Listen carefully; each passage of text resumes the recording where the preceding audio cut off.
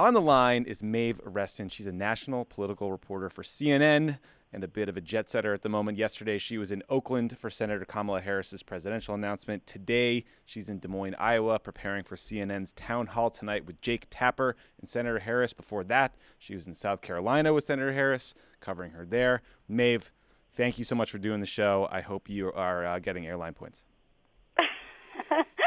I am trying to basically put coffee through an IV drip at this point. But Kamala's had a very, very busy month, as you know. Yeah. It feels like she launched her campaign, basically over a 3-week period. A million years ago, yeah. So let's talk about the Oakland Rally first. Her campaign estimates that there were 20,000 people at the announcement speech yesterday, and from what I saw, there were nearly as many flags displayed behind her at the venue. It was a great-looking shot. Yeah. It seemed like a energized crowd. Like, what did you make of the substance of the speech and the size of the turnout, and what they think that means for her candidacy? Well, I was really surprised. I traveled with her in Iowa last fall, then obviously went to all of her book tour events. But, the crowds were really, really impressive yesterday in Oakland. It was interesting because, obviously they filled in that whole space in front of City Hall, but because of security, they had barricaded off the streets. And you could just see thousands of people going all the way back in the streets, just trying to catch a glimpse of her speech. And, of course, we're talking about Oakland, San Francisco, the home of the white, liberal, progressive. But it was a really also racially diverse crowd, tons of young people. And that has been such a strong theme throughout all of her appearances over the last year, how she is drawing these younger voters of color, many of the same voters that Hillary Clinton really struggled with. And so that is clearly, helping her launch and building a lot of momentum for her. But the crowds, you never can quite trust crowd counts, no. but it was big. Yeah, talk to Sean Spicer about that. There was also a ton of policy in the speech. She talked about Medicare for All, replacing the Trump tax cut with a middle-class tax cut of up to $500 a month, universal pre-K, debt-free college. This is definitely, another very strong progressive platform. But did anything you heard or did not hear surprise you on the policy front? Well, she has been talking a lot about each of those policies, particularly her tax credit for middle-class Americans over, the last few months. But it's been really interesting the way in which she has taken on Donald Trump. And I thought yesterday, even though she didn't mention his name, she did that a little bit more aggressively, talking about certainly his immigration policies, but also talking about how, you've got foreign powers that are basically like a malware in the White House. And so that was a pretty direct hit on Trump and his, alleged relationship with the Russians. She clearly is hitting all of those high points that she knows that she needs to hit with progressive voters as she competes with the likes of Bernie Sanders and Elizabeth Warren, but definitely trying to make a stronger push here initially to connect with voters, about their economic struggles and what they're worried about, those kitchen table issues, and then, of course, always hitting a lot of those high points on criminal justice reform, which is the most controversial part of her record. Mm-hmm. So let's dig into that. She was a prosecutor. There was a lot of bio as part of the speech. She talked about being the child of immigrants, growing up in Oakland, her work as a prosecutor. The campaign slogan is Kamala Harris for the people. And I think that sounds like, language you could probably hear from almost any candidate, right? But what I think makes it unique to her is that apparently it's something she would say when she walked into the courtroom. Do you think... It was that first... It was actually blocks from where she made her announcement, where she said those words for the first time in the Alameda County Courthouse, Kamala Harris for the people, which is what every prosecutor says, when they walk into the courtroom. Yeah. So, I guess, telling that story and making I think, sort of standard issue campaign slogan feel like it's real and meaningful based on your bio, I think is the challenge of any election. Do you think that she made progress toward that goal yesterday? I think so. I mean, I think that this is just going to be a continual issue that pops up for her, because if you look at the length of her record, both as a line-level prosecutor, prosecuting crimes from sexual assault, all the way to homicide, then as DA of San Francisco and as Attorney General, there are so many cases that she oversaw and has responsibility for over those years that I think it's a record that's hard even for her own people to get their arms around. But she has tried to cast it over and over again as this difficult decision that she made to become a prosecutor, to try to change the system from the inside, knowing that that was going to be something that surprised even people in her family. She did get heckled by one protester during her speech yesterday about one specific case where an undocumented immigrant, allegedly killed someone, and it was something that she didn't quite address in the moment, but something where you could see any number of these cases coming up over and over again as she tries to explain her record, and the fact that she, sometimes wasn't making these decisions directly with prosecutors below her, and she would sometimes learn about these controversial cases in the press. I noticed when Senator Warren made her announcement, President Trump immediately took to Twitter to attack her in the most racist way he can find. Yesterday, he attacked Howard Schultz, the Starbucks guy, and we can talk about that in a bit later. I didn't see any tweets responding to Senator Harris. Did you notice that as well? Has he been reticent to attack her, or what do you think? He has. We were going back through his Twitter feed to see if he's ever really attacked her, and I think that she is kind of a conundrum for him, maybe in the same way that, Nancy Pelosi is, in the sense that he hasn't been able to come up with a nickname for her. But, I mean, this is someone who is trying to convince Democratic voters that, after going through this series of firsts in her career, going up against the big banks as Attorney General, that she's someone that is not going to be bullied by President Trump. And she's going to have to prove that over and over again, but he has yet to engage her, and you have to wonder whether that's just because he doesn't, think he has quite the right strategy to do that yet. Yeah, maybe women from the Bay Area are his kryptonite. That's what we're learning. There you go. That's the story. That is certainly the Harris for President campaign story. So Senator Harris, you talked about this before. She went to South Carolina before her announcement on Sunday. You were there as well. Can you talk about that event and what made it unique? Well, so this was so interesting because a huge part of Senator Harris's background is obviously the fact that she went to Howard University. It was a place, she said, where you could come as you were and be exactly who you wanted to be, that you wouldn't be put in anyone's box. And a big part of that for her was pledging the Alpha Kappa Alpha sorority Incorporated, their official name, this powerful sorority of black women who are in many leadership positions all over the country. And this event in South Carolina on Friday night was maybe my favorite thing that I have been to in many years. It was this incredibly elegant gala called the Pink Ice Gala, where all of these sorority sisters came, in their finest gowns to hear her speak, to listen to her. She said that she was there, just as a sorority sister. She didn't actually mention her presidential bid in her speech, but this is a kind of hidden network that she has of black women who obviously could be the key to the Democratic nomination, as they have been so many times over and over again. And in a state like South Carolina, to have that splashy rollout in front of these women who are so excited about her bid, I think was a really strong way to launch in the state that she really hopes will be her springboard to all of those states throughout the Southeast, as well as Nevada and California.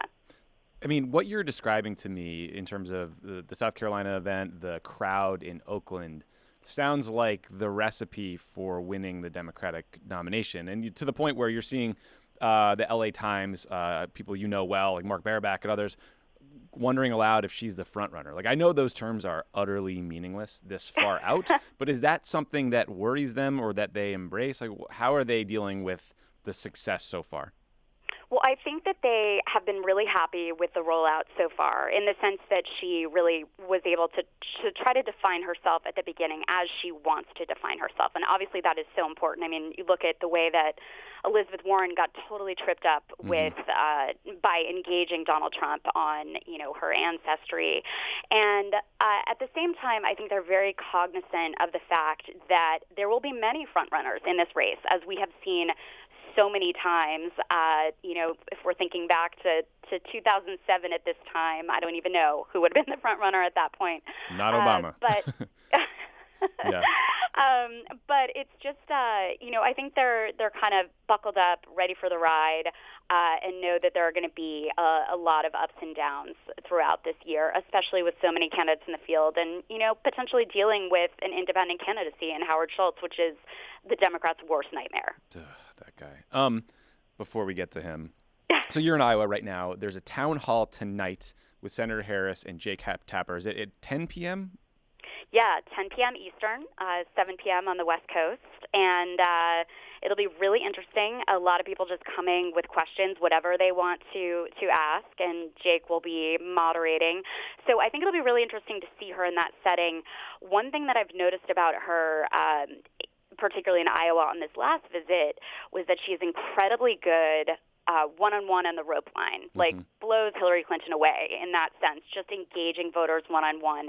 And she has this very unique connection, particularly with women, after her questioning of Brett Kavanaugh during the Supreme Court hearings last year, where women would come up to her crying in Iowa during her last visit, saying, "You spoke for me, like I am a victim of sexual assault." It was really a remarkable thing to see. Then you've seen her on the stump, where she kind of gets huge cheers when she comes out, but sometimes her stump speeches kind of fall flat. I think that's a challenge for her, like sort of sustaining the energy in the room. So I think it's going to be really exciting tonight to see her in this setting where, she is able to engage one-on-one, but is going to get some really tough questions from the voters of Iowa who like to kick the tires on all of these candidates. So is this basically Jake moderating questions from voters, or is he going to get to throw a few fastballs himself? I am sure that he will slip a few fastballs in there, as he always does. Yeah, I agree. But it is, kind of a free-flowing conversation, so we'll see where it goes. So a little bit of a processy question for you, like back to your point about one-on-one on the rope line and the key to personal retail politics. I am like an Iowa obsessive weirdo, and when I first heard that she was doing this event, I wondered, is that the best idea? Because for all the Iowa reporters, are human beings who want the first crack at the candidates when they come to town, and they might get pissed off, and then you have to deal with Jake, who is like a notoriously tough interview. Am I wrong about this, or does this speak to a different treatment of Iowa than, say, other early states? Well, I mean, I think, there has been, I guess, a little bit of grumbling that she's not, starting in somebody's living room. But you do have to remember that she did come and do that 7-stop tour last fall, where she did a lot of that. Right. She did the kind of small brick tavern conversations with voters. So I don't know, I guess a little bit of a risky strategy, but if you're looking to get your message out in a big way right off the bat, and especially when you have much lower name ID than, let's say, Bernie Sanders or even Elizabeth Warren, I think that they felt like this was enough of a balance where she could come in, talk to voters, but also kind of address the rest of the country at the same time. So when you talk to the campaign, like, what do they view as her keys to winning, and what kind of things do you sense that they're worried about at this stage? Well, I think, as we talked about before, certainly her record on criminal justice, they just know that is going to be something that comes up over and over again, and it's hard to get ahead of that sometimes. I think they were caught off guard by the op-ed in the New York Times that was very critical, saying that she had not been progressive enough as a prosecutor and pushing reforms as Attorney General in California, for example, to reform the three strikes law, even though she had advocated for that in the past. But at the same time, I think that, they see these early months as just really important in terms of her connecting with people on the ground, having those one-on-one conversations. And then in terms of their path to victory, they actually lay it out better than a lot of campaigns that I've heard, where they hope that she has a strong finish in Iowa, and New Hampshire, enough of a strong finish to have some momentum going into South Carolina, then really try to galvanize that black vote and consolidate it, which will be a challenge, of course, if she's got Cory Booker and Joe Biden in the race. But then use South Carolina as that launch pad into all of those states in the Southeast that are many of them have huge proportions of the electorate is dominated by the black vote. And so they see a chance for her to do really well in a series of those early state primaries. And then, of course, you have California moving up its primary to Super Tuesday. So actually, ballots will be going out in California on the same day that Iowa voters go to caucus. That's amazing. So she's going to make a huge play there, which is not going to be an easy win, by the way. And also in Nevada, where she hopes that her advocacy on immigration reform and for the Dreamers will really help her notch a win there out west as well. God, I miss just the hilarious hedging of early state success.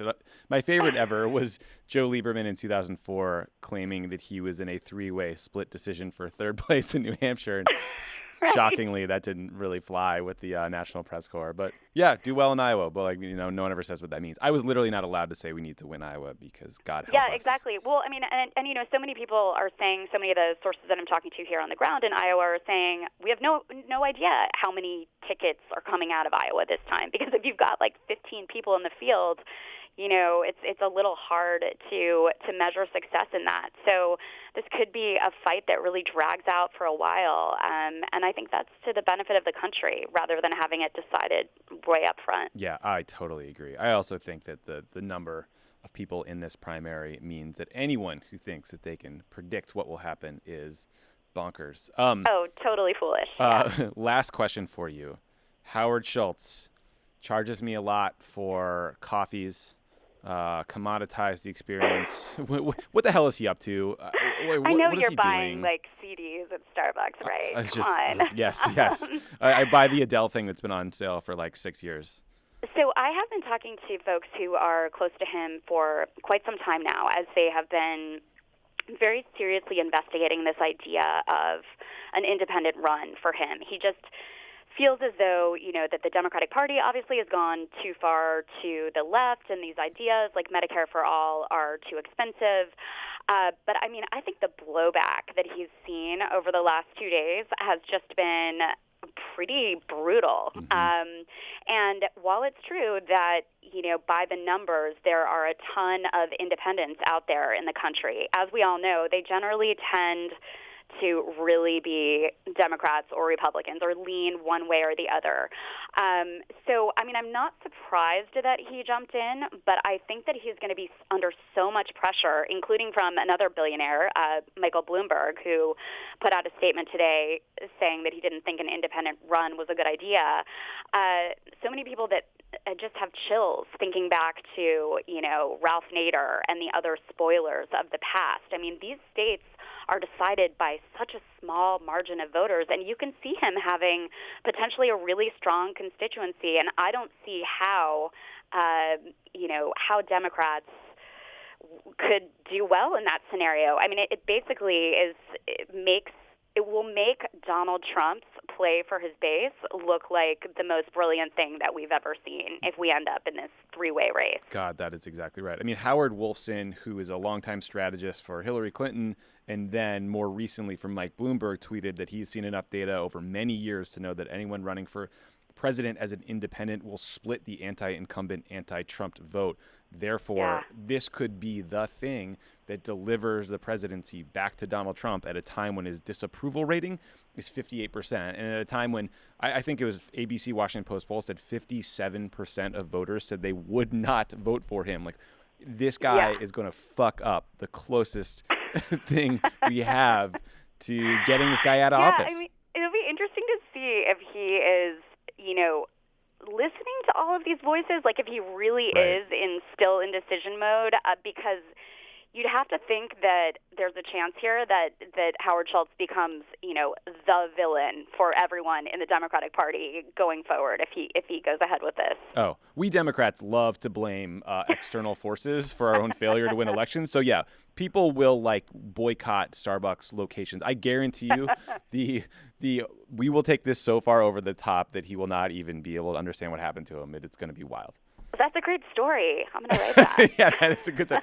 Democrats are going to lose their fucking minds. I mean, you're already seeing it on Twitter. I hate the stupid I'm here for the ratio culture on Twitter where someone posts something and it's a question of how many replies versus retweets you get. But in this instance, there is no national movement for Mr. Schultz to run. Maeve, in the middle of my impassioned complaint about how Democrats are going to flip out about Howard Schultz, our line cut, so maybe he is more powerful than we think. But I wanted to give you a chance to react to my hyperbole before we let you go. I mean, maybe Big Brother is everywhere. I do think that we're just going to have to see how this goes for him. Obviously the biggest issue is going to be ballot access. He says he's got that all locked down. You know what a Byzantine system it is getting on the ballot in all 50 states and counties. So we'll see whether he can withstand the backlash and whether he really thinks it's worth it to put his reputation on the line, or if he thinks that there's enough independents out there who are ready for something totally different than these two parties that have so much dysfunction. Yeah, too much listening to David Gergen, not enough listening to voters in states, I think might be the problem here. But you are exactly right. It is not an easy task to get on all those ballots. Maeve, thank you so much for doing the show. Thanks for all your travel to actually cover these events. It is invaluable for us to hear from journalists like you who are doing the work. So I really, really appreciate it. Oh, it's so much fun to be with you.